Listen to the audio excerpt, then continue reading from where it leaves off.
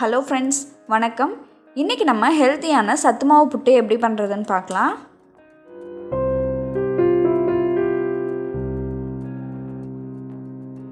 இது பண்ணுறதுக்கு நான் ஒரு பவுலில் 1 கப் அளவுக்கு சத்து மாவு எடுத்திருக்கேன். இது கூட ஒரு சிட்டிகை அளவுக்கு உப்பு சேர்த்து நல்லா கலந்து விட்டுக்கோங்க. இப்போது கொஞ்சம் கொஞ்சமாக தண்ணியை சேர்த்து நம்ம இந்த மாதிரி கலந்து வச்சிடலாம். இப்போ பாருங்கள், இது புட்டு மாவு கன்சிஸ்டன்சியில் இருக்குது. இந்த மாதிரி பிடிச்சிங்க அப்படின்னா நல்லா பிடிக்க வரணும். உதிர்த்து விட்டாலும் உதிர்ந்து போகணும், அந்த மாதிரி இருக்கணும்.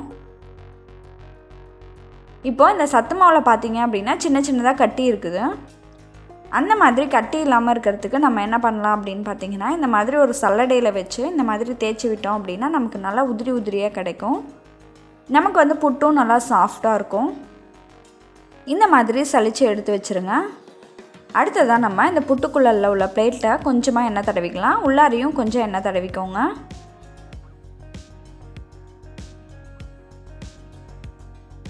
அப்போ தான் நமக்கு சைட்லலாம் ஒட்டாமல் வரும். இந்த மாதிரி பிளேட்டை உள்ளே வச்சுருங்க. நம்மளோட புட்டு மாவு பாருங்கள், நல்லா உதிரி உதிரியாக சூப்பராக இருக்குது. இப்போது இதை நம்ம புட்டுக்குள்ளே போட்டுடலாம். மேலே கொஞ்சமாக தேங்காய் துருவல் சேர்த்துக்கோங்க. அதுக்கு மேலே திரும்பவும் நம்ம இந்த புட்டு மாவு சேர்த்துக்கலாம். கடைசியாக மேலே கொஞ்சமாக தேங்காய் துருவல் சேர்த்துருங்க. இப்போ பாருங்கள், இது ரெடி ஆகிடுச்சு. இதை மூடிடலாம். இப்போ பாருங்கள், நான் புட்டு வேக வைக்கிற பாத்திரத்தில் கொஞ்சமாக தண்ணியை ஊற்றி நல்லா கொதிக்க வச்சுருக்கேன். தண்ணி நல்லா கொதிச்சிட்ருக்கு. இப்போது நம்ம ரெடி பண்ணி வச்சுருக்க புட்டுக்குள்ளெல்லாம் இது மேலே வச்சிடலாம். சப்போஸ் உங்கள்கிட்ட இது இல்லை அப்படின்னா நம்ம நார்மலாக இட்லி பாத்திரத்துலேயே பண்ணலாம்.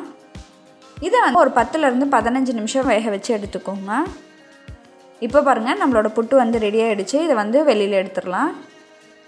இதை நம்ம பேக் சைடில் ப்ரெஸ் பண்ணி விட்டோம் அப்படின்னா இது நல்லா அழகாக வந்துடும். இப்போ பாருங்கள், நம்மளோட சுவையான புட்டு ரெடி ஆகிடுச்சு. இதை கண்டிப்பாக நீங்களும் உங்கள் வீட்டில் ட்ரை பண்ணி பார்த்துட்டு உங்களோட ஃபீட்பேக்கு கமெண்ட்டில் சொல்லுங்கள். நன்றி.